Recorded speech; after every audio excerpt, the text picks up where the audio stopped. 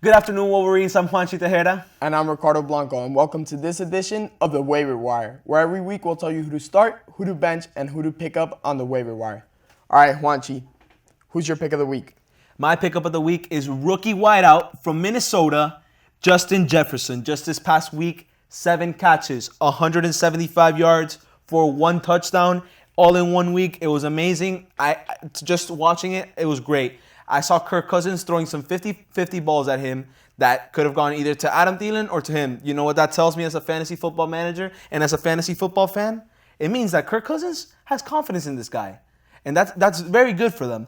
This shows me huge upside. I'm taking him no matter what. I'm keeping him on my bench. I think he could be a starter immediately next week even. And he has great upside. That's all I have to say. Like, you got to pick him up. Yeah, I completely agree. The chemistry's there with Kirk Cousins. They lost Stephon Diggs. They're looking for that replacement.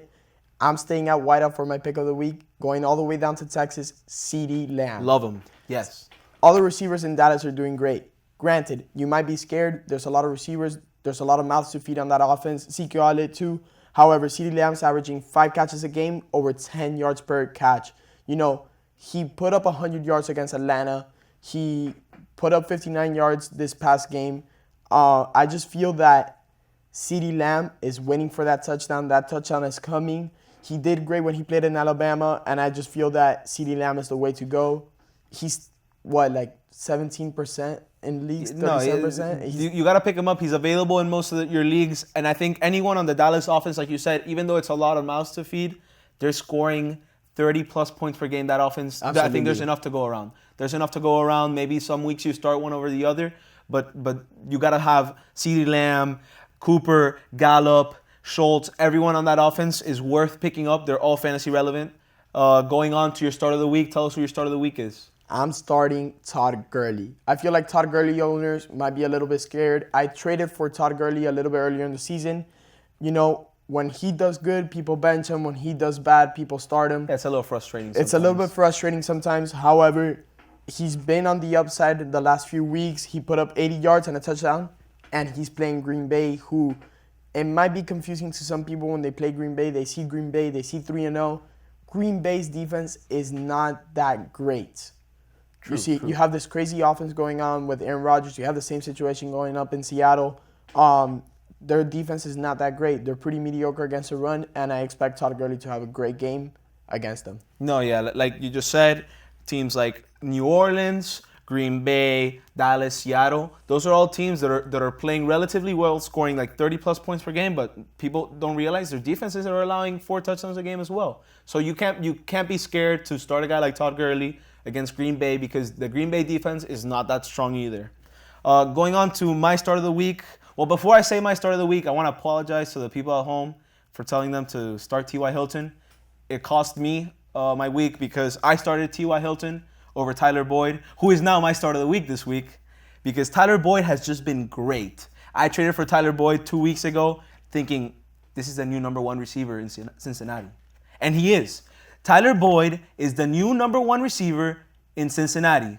I said that loud and clear. AJ Green, even though he's still coming back from injury, I don't even think he'll get to a point where he's number 1. This week, Tyler Boyd popped off for 20-plus fantasy points, just like last week. So that's 2 weeks in a row. Here's the stat line for the last 2 weeks. 17 catches, 197 yards, and a touchdown. I love it. His matchup, Jacksonville. Ryan Fitzmagic just made it rain on Jacksonville.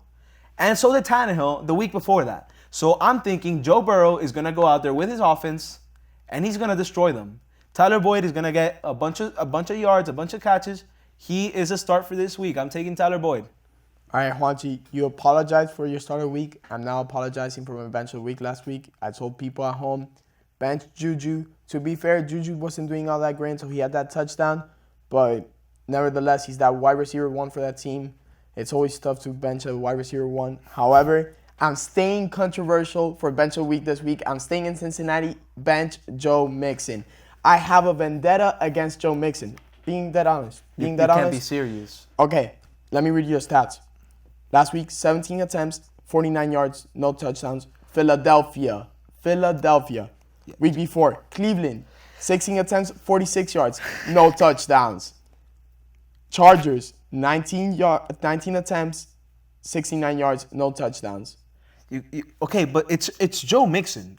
You can't possibly be thinking about benching Joe Mixon. Those aren't second-round numbers. Those aren't second-round Okay, numbers. exactly. I'm gonna go to that. Joe Mixon, you probably drafted him second round, third round at most. But I know people who even drafted him first round. Let me read you the stat. Roll the tape. Roll the tape on Joe Mixon. These are the stats for Joe Mixon in the last 2 years. Over 2,300 yards rushing, not including his receiving yards. Over 75 catches and 17 total touchdowns in the last 2 seasons before this one. That guy is a monster. And I think Cincinnati's 0-2-1. Something's not working for them.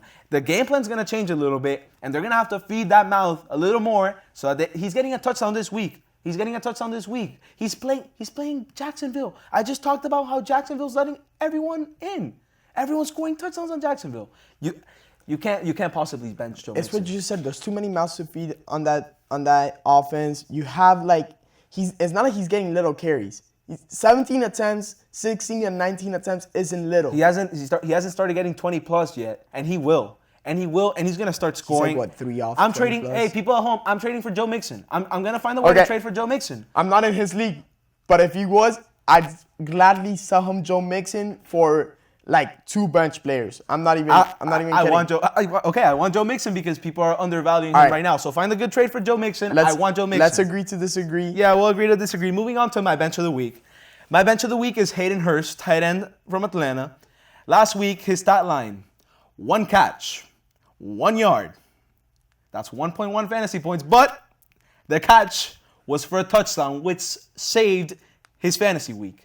That makes it 7.1 fantasy points, but without the fact that it was a touchdown, that's nothing. That's nothing. The week before that, he had a decent week with 8 targets, around 5 catches and a touchdown, and it led to 18 fantasy points. But the week before that, same thing. It was 7 fantasy points, and he's up against the Green Bay defense, who hasn't allowed more than 11 fantasy points to any tight ends in the last 3 weeks.